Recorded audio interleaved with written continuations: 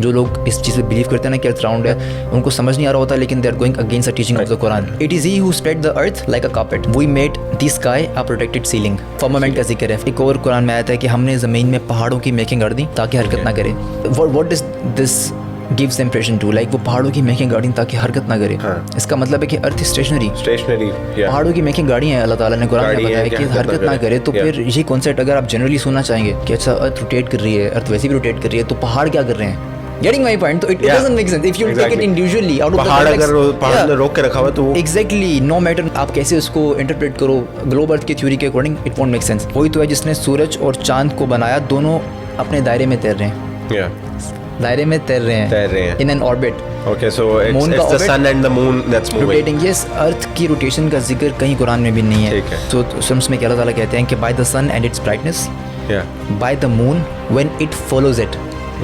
Exactly like the flat earth model. सूरज की कसम और उसकी रोशनी की, और चांद की जब उसके पीछे चले. फ्लैट अर्थ मॉडल को अगर आप देखेंगे ना तो it's the moon that follows the sun.